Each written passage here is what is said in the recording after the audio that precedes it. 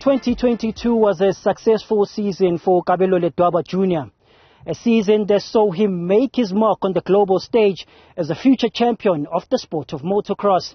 South African motocross racing star Kabelo Ledwaba Jr. is hard at work preparing for what will be an exciting season competing in the European Motocross and the World Junior Championships. The 11-year-old speedster, who will be competing for the second time at the global events, is getting guidance from Austrian trainer Philipp Ringhofer. It was really very important that we start really early with the training. So he must learn many things that he improve and be in the front in the European Championship and the World Championship. But he is really motivated. He have for his age, he's really focused to give 100% and try to be really fast in the top. And yeah, we try to give it the best. I have the experience for Europe. All right, welcome back to another episode of Blacklisted and Max. We're going to have an interesting one for you guys today. We got Kabelo Ledwaba Jr. and Senior on the show today. How you guys doing? Yeah, I'm doing good. How are you? Yeah, we're great, man. Thank you for having us on the show. Pleasure having you guys. I was looking forward to this interview. We're finally here, and I want to thank you for you guys' time. Thank you. Not a problem. So let's get this interview started, because I want people to know who you guys are and where you're from. Let's start off with that. Where are you guys from? We're from Limpopo, South Africa, but we stay in Johannesburg, South Africa. Okay. Yeah. So our base is in South Africa. We're obviously into motocross. We've got a racing team. Currently, main rider is him, with their own motocross track and all of that. So we're trying to develop motocross in Africa to develop it across the whole world. No, understandable. Yeah. Junior, you've Yes. kind of, from what I've read, you kind of got a little bit, somewhat of a late start. You started, I'm not sure if you were riding at 8 or you started racing at 8. Which one was it? I started riding a bike at 8. Okay. Yeah. But you excelled pretty quickly, like within the few years that you've been riding, and with your dad being a 5-time national champion, how has he been a mentor for you in your racing? He's a person that I've really looked up to, ever since he just started riding. And just looking it back, it was really nice to see and being at the races with him. And then I just kind of got that spirit and wanting to do motocross. So then I started in 2019 when he got my bike on my birthday. So we just started from there, and that gave me that push, and yeah, we improved over the years together. And what class do you ride in as of now? 85cc. 85cc. Now, out of South Africa, I'm sure it's probably pretty similar to it is in the States and other places, but a beginner, a novice, a junior, intermediate, expert, where are you at in this 85cc class? So I race in the European Championships. I've been racing since 2022 in 65s. And then I've done the World Championships, not yet to America. So I've been racing in Europe, in the Europeans and the World Championships, and then here in South Africa. And then I did the African Championships in Austria, winning them and becoming the African champion. How is it growing up racing and trying to make a name for yourself in South Africa? It's really at the start we were kind of at the bottom, but then we started pushing, and in 2020 we made a really big step in the 50s. In the beginning of the year at the nationals, I was dead last, and at the end of the year I was third. So it was a really big step during a lockdown, and we pushed really hard. And from that year, we just knew that hard work pays off, and you see the results. For sure. Now, you just talked about the World Championship, the Junior World Championship. How did you go from racing in South Africa to how did that come along for you to actually start racing over in Europe? So the first time when we went to Finland, it was a really good trip. Just like driving there, seeing every single country, getting the experience of it for the Yes. first time. It was a really good experience with my dad, and we did a lot of training. And it was really a different experience to racing here in South Africa to there with quite a big crowd, and Hmm. being with different riders, the best in the world. So, but we qualified 10th in the first year at Worlds, so it was good. But in the main race, I had mechanical problems. Okay. Now, with your Yeah. dad being a five-time national champion, does he do most of you? Who trains you the most? Do you So I get was hired? I was not yeah, I was not the national. I missed out on my championship because my sponsorship was pulled. So in the year I'd already won five of the nationals that I was racing. Uh-huh. Um, and then the sponsor pulled the sponsorship and sold the company. Oh wow. So I was out of the team. So hence you see, I decided that I'm not going to let him go through the same thing because that was something that was self-driven. I didn't get pushed by anyone. I did it myself. Wow. So with that being said, to go to Europe, if you want to go to the world, you have to be chosen to represent your country. Mm-hmm. So he is being selected now 3 years in a row Wow. to Wow. represent South Africa. Yeah, this year he represented it in the 85cc class. Mm-hmm. Last year. Not such a great performance there, coming from injury, and then we'll see what can happen this year. Okay. So now that's your goal is to continue racing in Europe. Are you still competing over in South Africa when you're home and you're doing series there? Or are you just strictly focused on racing the Junior World Championship? So I race. Yes, I do race. South African races. Just a lot of like local races, just for gate drops. But I also mainly focus on the European Championships and the World Championships because I think that would when winning those, I think that would give me a higher like a better chance to get into the pro ranks. So Yes. we really would focus on the Europeans, the more higher races, and if we can win those, then we can get higher and higher in the level. So yeah, we focus more on the European Championships, but also focus here in South Africa. Okay. Now, who trains you? I mean, I know your dad is a champion, but do you actually train with other pros to kind of critique your style, trying to get yourself up to speed?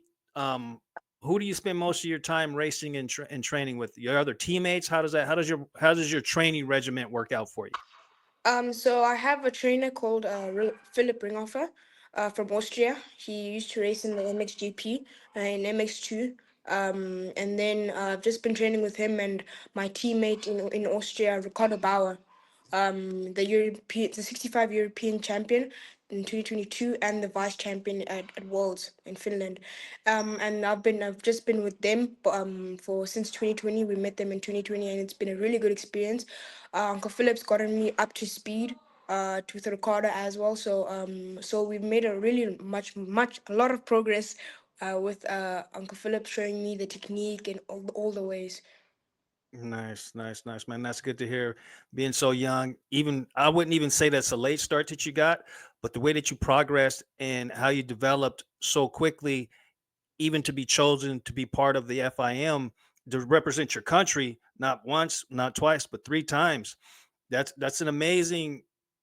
How can I put this? That's an amazing thing that you're accomplished and you're accomplishing being at such a young age because not too many people get those type of opportunities and to be able to just to kind of get out of your local racing and to be able to travel is a totally different ball game. How did you actually transition racing your local stuff as opposed to racing in Finland and Europe?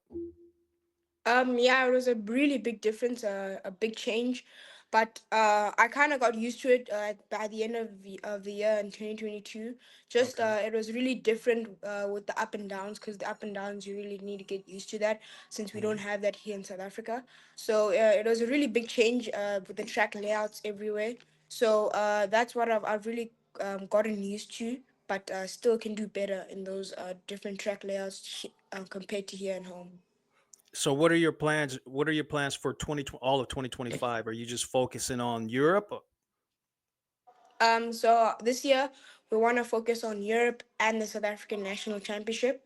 But yeah, we're still trying to get back to Europe, but normally would stay 6 months during the whole year of the year.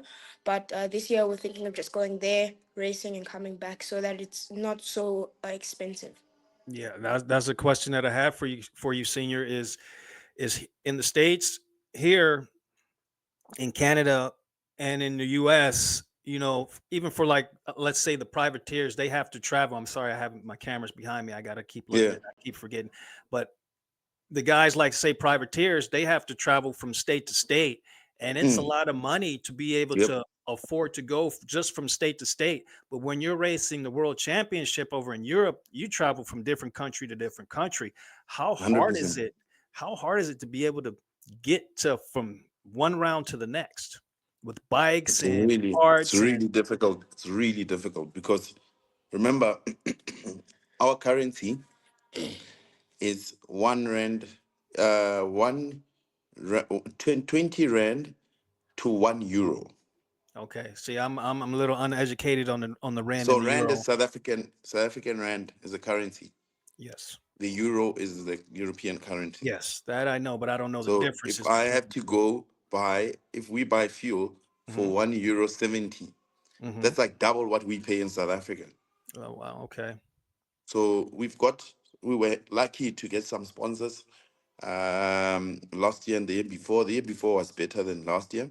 Mhm. But Scott Supukanyo from Better Brands in Zimbabwe came on board last year, helping out a lot, especially with the assets like the bike and all of that. Then we had to try figure out how to fly there and do all the rest. And then a company called Ntonga also came on board. But this year we wanted to give him, because it's his final year in 85s. Mhm. We wanted to give him a full strong year. But no, I don't think we're going to be able to do the Europeans this year. We'll probably go to just the Worlds and stay here because, like I explained to you, it's really difficult.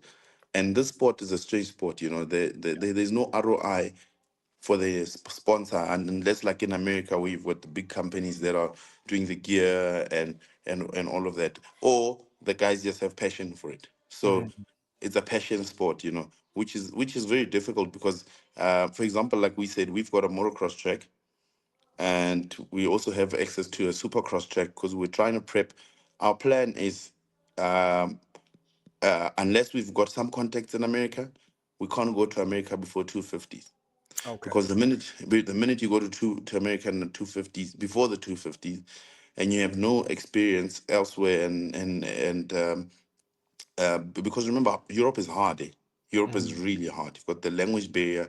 You're traveling multiple countries, and it's costing you an arm and a leg, and it's just a culture shock.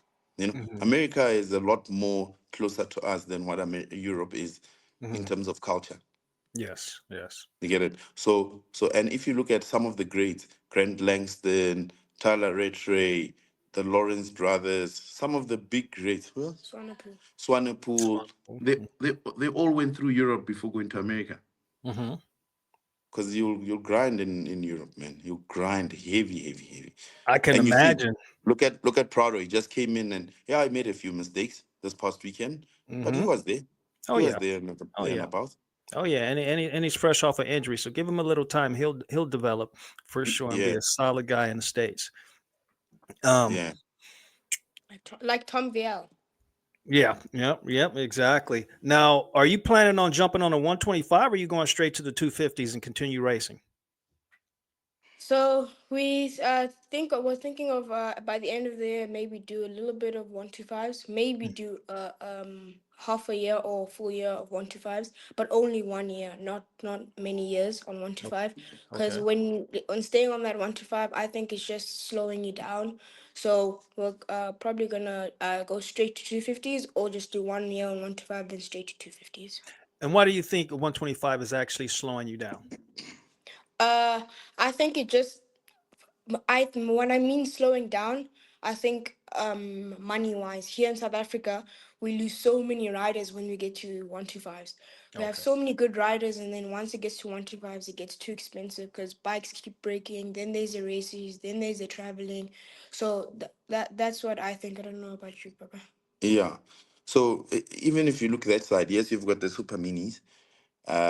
You've got the super minis, but that jump from the small frame to the big frame, um, it's a big jump. And remember, even in the kids' lives, what's happening is they are teenagers now. They're chasing a whole lot of other things except just motocross. Correct. So we've realized when we did our study that we lose so many riders after 125, so many riders. Mm, The parents are tired, they're not excited anymore.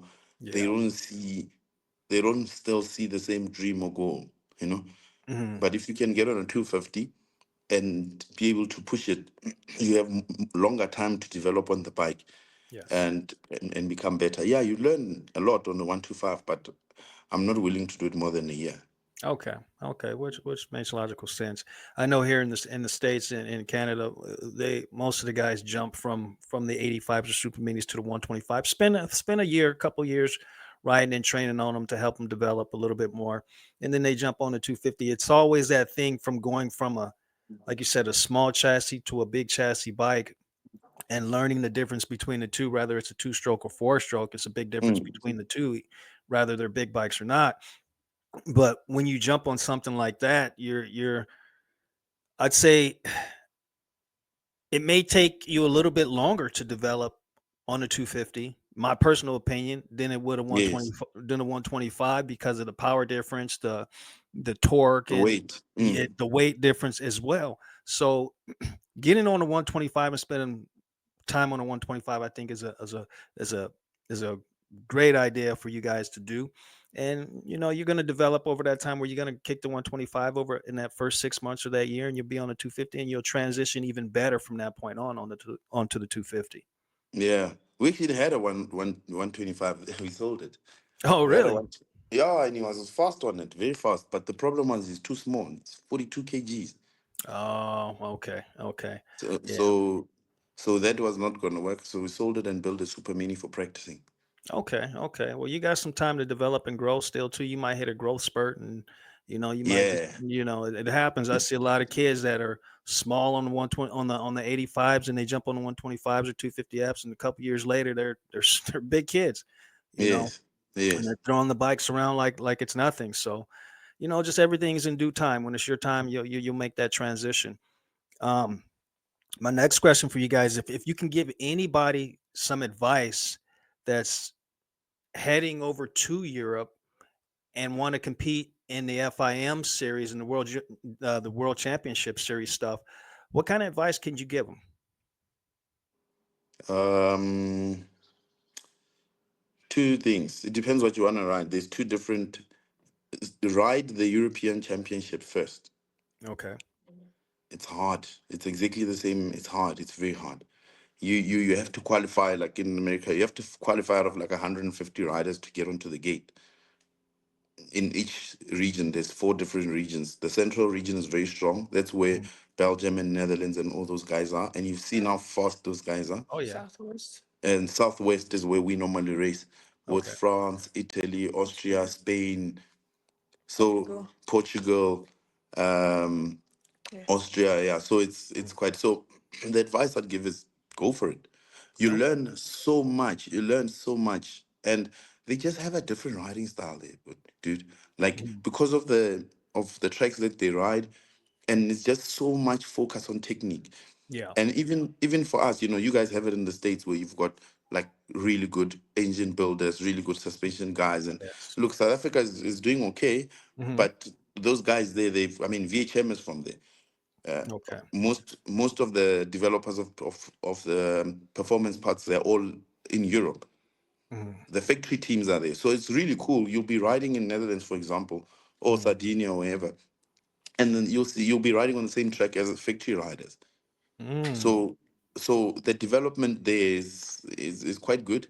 Mm. We'd love to come to America, but like we said, you need a plan in America because it's so Yes. big. Like you're saying, it's so Yes. big. you can get. I've seen so many South Africans leave South Africa, go to America, and come back with absolutely nothing Yeah. because they go and do minios. Mm-hmm. You go minios. It's gonna cost you the same thing as going to an FIM European Championship or FIM World Championship. Yeah, that's true. I think a lot of times the guys come over to do some of the bigger races like the Minios and the Loretta Lynn's just to try to see where they fit in against the American riders, because it's hard just to come over here and say, I'm going to do good. This is where I think I can finish when you've never ridden the tracks before. So you can't, Yeah. it's a whole nother transition for them as well. But I like to see you guys, even give it a shot here in the States and see in the States or Canada, see where you guys maybe fit out at and see where when you guys have the time, man. Maybe there's something I can do for you guys that'd be able to help you out if you ever decide to make that trip. I got places for you guys to stay and, tracks for you guys to ride. But if you guys ever make that decision, just feel free to reach out, man. I can do whatever I can to give you guys a hand. Yeah, that's quite important actually, because when you travel from your own country to another country, and you have to get there, and you have to start from the bare minimum. You don't have a gazebo, you don't have a car, you don't have a place to stay. Yeah. It's really, really, really gnarly, man. Oh, yeah. So and it actually takes even the focus off the riding. Mm-hmm. The off the track challenges. So we'd love to come to the States. We just need a plan to say what are we going to be doing there, because you're spending time and money to go somewhere. You need to understand what you're trying to achieve. Because a friend of ours came there last year, spent the whole year in America. He qualified for Loretta's. Mm-hmm. And he was doing really well, but then he crashed on the last day. badly on the Really? last day. Oh, wow. Yeah, but Loretta's is an interesting one because it's really hard to get to Loretta's. Mm-hmm. Yeah, a lot of regionals too. A lot of regionals. You gotta qualify, and then when you finally make it there, everybody's there is fast, and that's the thing. Everybody's there is fast. Everybody's fast, and everybody's battling for like 10 or 15 factory spots. Yes. That's what's even more interesting. You get what I'm saying? Mm-hmm. But hence I said to you, yeah, we'll come and check it out. We'd love to see where we are in the against others. Mm-hmm. It's always good to test where you are, against other riders in America. But we'll obviously chat about that. Nice. Yeah, there's been a couple guys that came over to the States just this last year, 2024, for the Outdoor Nationals. I think his last name was Strovelin. You familiar with him? I think he's from Uganda. Alon. Steph Olin. That's him. He's racing Supercross right now. Yeah. Yes, he is. I forgot to actually check up on him and see how he did, if he qualified for the Supercross, but he is in the States, definitely doing some racing still. Yeah, he didn't qualify for the main. I don't know what happened. Yeah, it's a tough ball game, man. When you get out there and you got 300 privateers in the pits trying to qualify at the same time, and you got group practices, it's tough. Yeah, it's tough. 300 privateers. Yeah, I'm maybe exaggerating a little bit, but there's tons of privateers out there who are trying to make the night show, and they've been doing it for years, and a lot of them still struggle to this day, man. It's not easy. So. Especially Supercross, man. So if you got access and you're young and you can start riding Supercross and you want to come to the States, I'd say get as much experience as you can before you come. Yeah. That's for sure. You listening? Yes. Yeah, that sounds good, man. Sounds like a lot of hard work, but that's what you need. Well, that's true. And I know you're putting in a lot of hard work yourself, especially with all the travel and all the races that you're doing, man. Hard work is probably nothing for you to do. It becomes a mental thing at that point. It's as hard as you make it out to be in your mind. So yeah. Look, I mean, last year obviously Junior's the current African champion. Mm-hmm. Congratulations. Thank you. Yeah. So this year, that's why we said to you that we're gonna try and see how far we can get in the worlds, because the last year of A65, he qualified really well, time wise. Yeah, fifth fastest time in the world on a 65. Oh, you said fifth? Fifth, yeah. Fastest in the world? Yeah, fifth fastest qualifying time. Then we made a big mistake. Me and he trainer, we said, no, your bike setup is not right. Then we pulled the forks through Okay. And, to make it longer because he says, no, you can do better. Because it looked easy for him. Mm-hmm. But what we did is when we did that, we didn't double check properly because we were so in the mix. So it's our fault. Mm-hmm. And it was twisted on the on, fork. by the whole shot device. Whole shot device was twisted. So Oh, the whole race, my whole shot device was stuck. stuck. Oh my Yeah. gosh, So that man, killed man. his entire race. So this year we're gonna go for it Mm-hmm. hard. Oh yeah. Off the bike training, on the bike training, mental preparation, and also off, in the office Mm-hmm. with the sponsors and everybody, just to make sure everything is done and sorted before we go there, so Yes. so that the racing is just a breeze. I find that these guys ride better when they don't have that pressure of, you know, how much was spent on this thing by who and Yeah. how, and Yeah. am I going to lose my sponsor? I find that when they have everything they need, they'll pitch up on the day. They'll pitch up. Okay. Okay. Okay. Good. Good. Good. You have And something? Go for it. I sorry. No, I said you Um have something. Go for it. yeah. And I also think that it's always about thinking about riding, but also thinking about school, because Yes. school is also important, the education. It definitely is. You always got to have that plan B, even maybe a plan C. You know what I mean? I tell people all the time because motocross is one of those things. It'll chew you up and spit you out. And a lot of guys end up backing out of it when they hit the pro ranks. And I'm just being honest with you. I'm not trying to scare you in any way, No. but you know this from your dad. A lot of guys hit the pro ranks and it's not what they make it out to be, or they're not where they want to be, and they end up reverting back and doing something else. So it's always good to have a plan B and have your education for sure. Mm.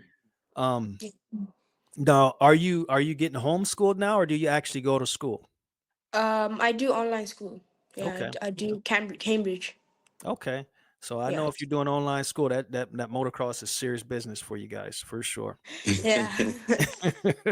It just makes it easier to move around, man. Yeah, yeah, yeah. I can Just imagine. makes it seriously easier to move around and the focus and everything. I And definitely can also, imagine. what I find about motocross kids is because they, especially at this level, when you're forever traveling, when you get back to school, there's the social impact, the social challenges that you're gonna face.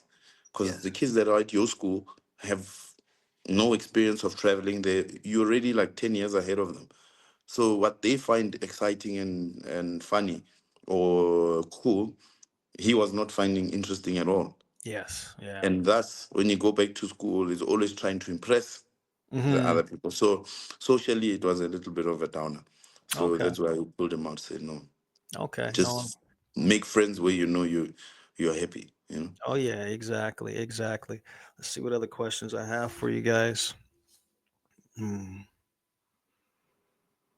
So I know your plans for 2025 is to race in Europe. Um, your sponsors. Now, are you riding for like a factory kind of a factory back team, or is this like a privateer style team? Are you shipping your bikes over there? How is everything coming together for you every time you go to these races?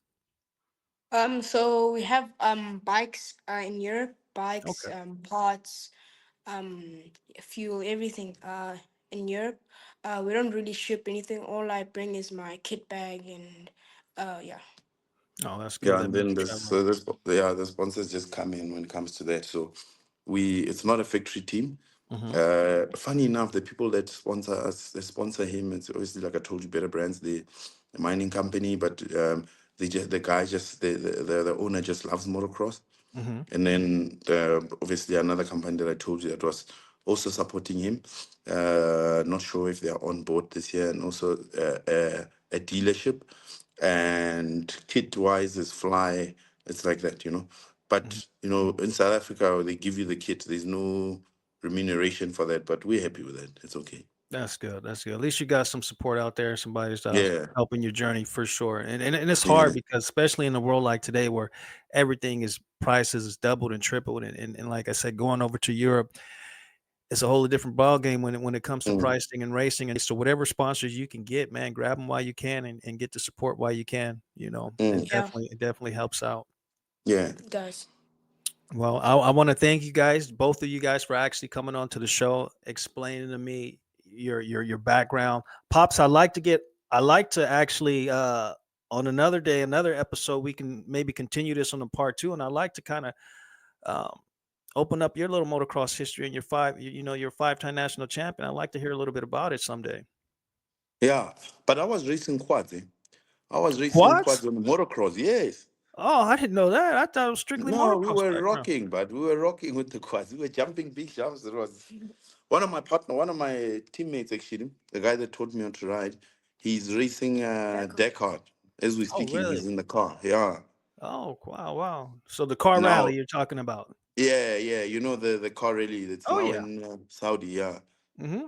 52% of the cars that are racing there are from South Africa. Oh, wow. So that's Yeah, education. I didn't know. the current rally raid champion in the big class is from Botswana, but he was riding in South Africa. That's where he learned how to ride. And then the Rally 2 rider, also in that Dakar, the world champion. Correct. He's From from here, from he's from South South Africa. Africa, and Okay. his brother races motocross, Motocross. and he's won 2 South African national championships, winning the 125s last year. Man, you're around nothing but good energy, man. Yeah. That's a good thing to be around, man, especially when you're young and you're developing, man. You can learn so much from just the people around you. Yeah. Mm. Yeah. But I want to thank you guys. Thank you guys for your time. I appreciate it. It was a pleasure having you both on the show. And you Yeah, cool. guys, like I tell everybody, man, I want to get an update, and you're welcome back anytime. So when your FIM stuff starts kicking in, your world championship starts kicking in, you guys got a little downtime. Let's catch up and see where you're at. Let's see how you're doing. Cool. Thank you so much for letting us on the Not show. a I really problem. appreciate Thank it. you guys for coming on to the show, and it was a pleasure having you guys both. Thank Cool, you. man. Cool. All right.